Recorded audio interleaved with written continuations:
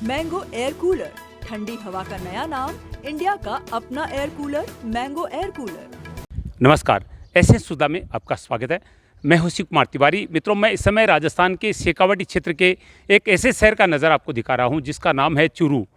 पूरी दुनिया में ये अपने जो प्राकृतिक कारणों के लिए जाना जाता है, मौसम के लिए जाना जाता है, क्योंकि यहाँ पर रेगिस्तानी क्षेत्र की सबसे ज़्यादा सर्दी और सबसे ज़्यादा गर्मी पड़ती है। -5 डिग्री सेल्सियस सर्दी में हो जाता है तो गर्मी में टेम्परेचर 50 डिग्री के पार कर जाता है। लेकिन यहाँ की एक प्रसिद्ध हवेली है, वो है मालजी का कमरा। बहुत ही शानदार ये वास्तुकला है।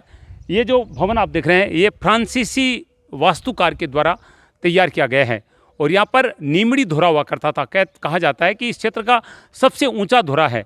जो सबसे ऊंचा धोरा था, यानी बीकानेर और चूरू का युद्ध हुआ था, तो बीकानेर की सेनाओं ने यहाँ के धोरे पर तोपें लगाकर चूरू के गढ़ पर आक्रमण किया गया था। और ये भी बताया गया है कि चूरू में जब गोला बारूद खत्म हो गया तो राजा ने चांदी के गोले बरसाए थे, यानी साहूकारों से चांदी लेकर उनके गोले बनाकर बीकानेर की सेना पर बरसाए गए थे। और इस नीमड़ी धोरे को हटाने के लिए पहली बार चूरू में ट्रैक्टर का इस्तेमाल किया गया था। इस मालजी के कमरे का निर्माण 1925 में शुरू किया गया था। 1933 में ये बनकर तैयार हुआ था। आइए आपको अंदर लेकर चलता हूं और दिखाता हूं कि कितना खूबसूरत है ये मालजी का कमरा। ये सबसे बड़ी पहचान मालजी का कमरा। हम पहुंच चुके हैं। अब एक हेरिटेज क्षेत्र बन गया है, एक होटल के रूप में विदेशी यहाँ ठहरना पसंद करते हैं। मित्रों, पिछले साल एक फिल्म आई थी जो कि सुपरहिट हुई थी। उसका एक गाना भी सुपरहिट हुआ, परम सुंदरी। उस गाने की शूटिंग भी इस हवेली में हुई थी। शूटिंग के लिए बॉलीवुड फेमस एक्ट्रेस कृति सेनन और जाने माने अभिनेता पंकज त्रिपाठी आए थे। और इसी मालजी की ही जो हवेली, मालजी का कमरा है, इसके सामने की ग्राउंड में उस गाने की शूटिंग हुई थी।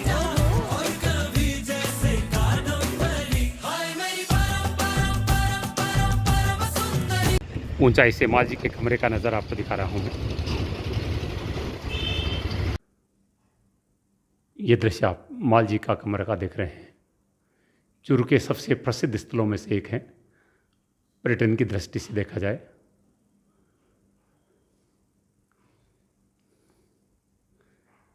बहुत ही प्राचीन स्थान है और पर्यटकों के लिए आकर्षण का केंद्र है। ये इसको एक होटल का रूप दे दिया गया है। बहुत बड़ी संख्या में विदेशी सैलानी यहाँ रुकना पसंद करते हैं और चूरू की पहचान कहा जा सकता है मालजी का कमरा।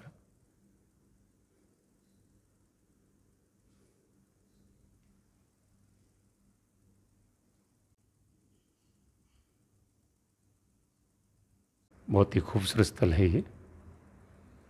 कहा जाता है यहाँ पर एक बहुत ऊंचा टीला था जिसको समतल करने के लिए पहली बार चूरू में ट्रैक्टर का प्रयोग किया गया था। एक रोचक तथ्य है। चूरू के मालजी के कमरे का नज़ारा आप देख रहे हैं।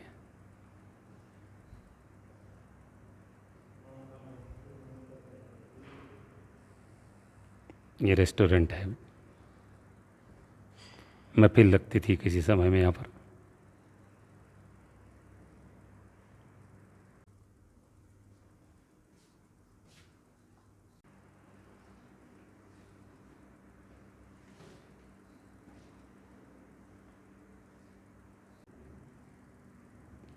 मालजी के कमरे का नज़ारा है चूरू में।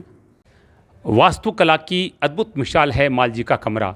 अगर हम इसमें प्रवेश करें तो जो बरंडा आता है उसमें लगभग 50 के करीब इस तरह के पिलर लगाए गए हैं। एक एक नहीं, दो दो पिलर हैं। और उसके बाद में हम अंदर की तरफ जाते हैं। अंदर जो महफिल आती है, सबसे पहले कहा जाता है कि वहाँ पर जो उस समय के यहाँ के मालिक थे वो महफिल जमाते थे। यहाँ पर नाच गाना या संगीत के कार्यक्रम होते थे। ऊपर जो मुख्य चीज़ है मालजी का कमरा, वो इसलिए प्रसिद्ध है कि वहाँ की जो चित्रकारी है, जो भित्ति चित्रों की कला है शेखावाटी की, वो देखने को मिलती है। वर्तमान में हेरिटेज है। यहाँ पर एक होटल का रूप इसको दे दिया गया है। बड़ी संख्या में लोग यहाँ पर आते हैं। अनेक तरह के यहाँ पर सांस्कृतिक कार्यक्रमों का आयोजन भी चूरू के लोग करते हैं। बाहर के लोग भी आकर यहाँ पर इस तरह के कार्यक्रमों का आनंद उठाते हैं। आइए आपको अंदर लिए चलता हूँ। देखिए, दीवारों पर मूर्तिकारी की कला बहुत ही शानदार है मालजी का कमरा।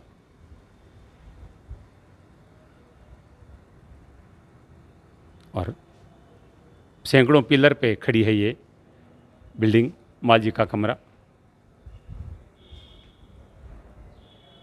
जो ये भूमि है ये अपनी रईसाई के लिए जानी जाती थी। ख़ासतौर से जो जैन समाज के लोग थे उनका सीधा संबंध राजा महाराजाओं से हुआ करता था, और कहा जाता है कि जो दीवान होते थे राजा महाराजाओं के, वो जैन समाज के लोग ही होते थे। वही कर इकट्ठा करना या अन्य जो इस तरह के कार्य करते थे, और राजा महाराजाओं के द्वारा इनको बहुत मदद की जाती थी। और इनका रहन सहन भी राजा महाराजाओं जैसा होता था। ये बहुत खूबसूरत हवेलियाँ बनाते थे जो आज राजस्थान की पहचान बन चुकी है। शेखावटी का क्षेत्र जिसको हम फतेहपुर, मुकंदगढ़, मंडावा, लक्ष्मणगढ़, चूरू, रामगढ़, ये सेठान क्षेत्र कहा जाता है, सेठों का क्षेत्र कहा जाता है। बहुत पैसा यहाँ पर था, आज भी है, लेकिन उस ज़माने में कहा जाता है कि कमरे जो हैं वो सोने चांदी से भरे हुए रहते थे। और इनका रहन सहन इन हवेलियों को देखकर आज भी हम पता लगा सकते हैं। अगर शेखावटी की बात करें तो राजस्थान में सबसे शानो शौकत वाला ये क्षेत्र राजा महाराजाओं का क्षेत्र और सेठ साहूकारों का क्षेत्र। सेठ ऐसे कि जिनका रहन सहन है वो राजा महाराजाओं जैसा हुआ करता था। ये सुंदर सुंदर हवेलियाँ बनाते थे, और जिस क्षेत्र में रहते थे वहाँ पर पुनीत कार्य भी बहुत होते थे। वहाँ पर बावड़ियों का निर्माण होता था, कुओं का निर्माण होता था, धर्मशालाएँ बनवाई जाती थी। तो ये उन लोगों का क्षेत्र है। कहा जाता है कि जब चूरू पर आक्रमण किया गया था बीकानेर के द्वारा, तो चूरू के राजा के पास, जो शिव सिंह थे चूरू के राजा, उनके पास गोला बारूद खत्म हो गया था। तो चूरू के साहूकारों ने चांदी दी थी, और चांदी के गोले जो हैं वो बीकानेर सेना पर बरसाए गए थे। और इन हवेलियों को देख के हम पता लगा सकते हैं कि चूरू के सेठ साहूकारों का जो अंदाज़ था, जो रईसाई थी, जो शानो शौकत थी, वो कितनी शानदार थी, कितनी लाजवाब थी। ये सब उसी काल का है। जो ये झूले वगैरह हैं, हवेली में जो फर्नीचर हैं वो वही प्राचीन फर्नीचर हैं जो उस समय सेठ इस्तेमाल किया करते थे। चलिए अब आपको मालजी कोठारी से मिलवाते हैं जिन्होंने ये कमरा बनवाया था। ये देखिए, ये मालजी कोठारी हैं, और इन्हीं के नाम से ये है मालजी का कमरा। बहुत ही शानदार है ये।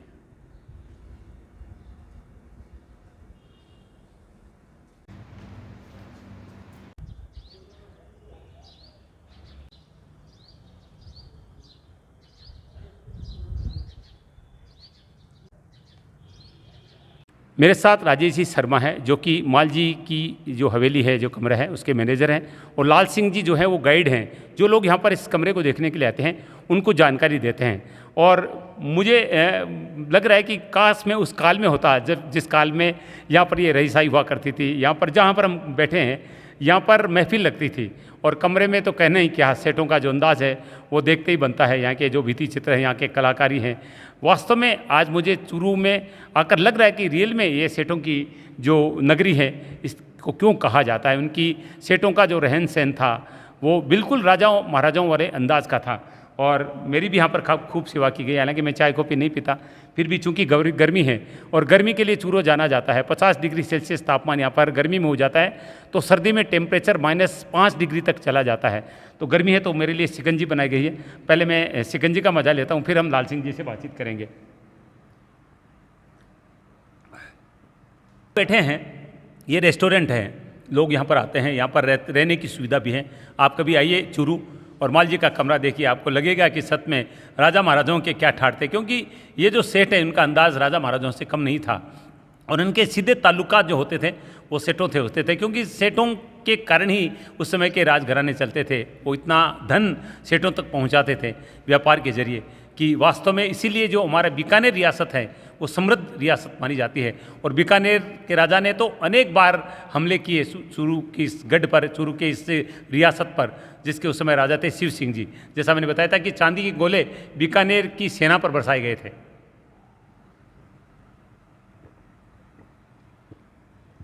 चलिए, गाइड हमारे साथ लाल सिंह जी से बातचीत करेंगे। संक्षिप्त में मैं इतिहास जानना चाहूँगा मालजी की हवेली का। नमस्कार। सबसे पहले तिवारी जी आपका यहाँ चूरू पधारने के लिए जी। ये मालचंद जी कोठारी द्वारा सन 1920 में निर्मित उनका कमरा था, उनकी महफिल थी, उनका दरबार लगता था। और बीकानेर महाराजा गंगा सिंह जी जब भी चूरू पधारते थे तो यहीं पे ठहरते थे वो।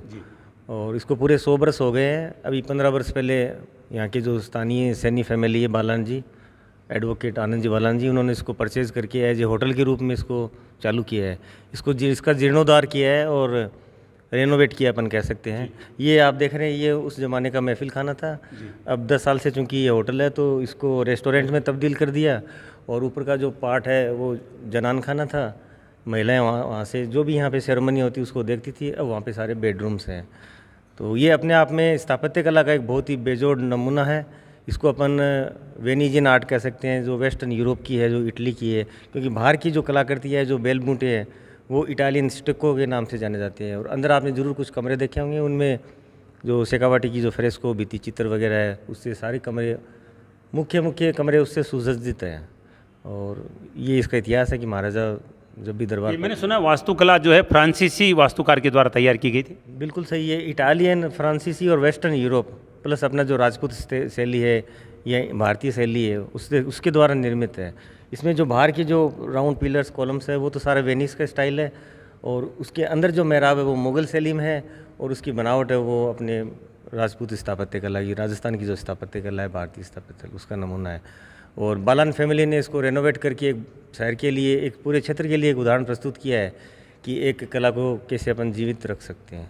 बिल्कुल, बहुत अच्छी जानकारी दी है, क्योंकि इसको खरीदकर इसलिए इस होटल का रूप दिया गया है ताकि हम भी इसमें रहकर उस काल को महसूस कर पाएँ। और निश्चित रूप से बहुत खूबसूरत जानकारी है, क्योंकि ये बहुत सारी जो वास्तुकला का एक मिश्रण कहा जा सकता है। हाँ, राजपूताना शैली है, इटालियन शैली है, फ्रांसीसी शैली है, उसका एक मिश्रण है ये जो वास्तुकला है यहाँ की, माल जी के कमरे की। और जहाँ पर हम बैठे हैं ये महफिल हुआ करती थी। ऊपर एक बार ऊपर घुमाएं, महिलाओं के बैठने का, ये राजा महाराजाओं के महलों में भी देखने को मिलता है, क्योंकि उस समय पर्दा प्रथा हुआ करती थी, महिलाएं पुरुषों के साथ नहीं बैठती थी। तो ऊपर से बैठकर महिलाएं, जो यहाँ पर हम जहाँ पर बैठे हैं, जो कार्यक्रम होते थे उनका दर्शन ऊपर से किया जाता था। और ये मैंने पहले ही आपको बताया है कि जो सेठों किसी अंदाज में रहा करते थे, क्योंकि पैसों की कोई कमी नहीं थी। और शेखावाटी तो आप जानते हैं कि देश की सबसे समृद्ध क्षेत्र को माना जा रहा है, और आज भी समृद्धि है। और उस समय के सेठों के द्वारा जो यहाँ पर धार्मिक दृष्टि से जो चीज़ें बनाई गई थी वो आज भी सुरक्षित हैं। लेकिन ये कहा जा सकता है कि माल जी का कमरा जो है वो निश्चित रूप से स्थापत्य कला का एक बेजोड़ नमूना चूरू में कहा जा सकता है।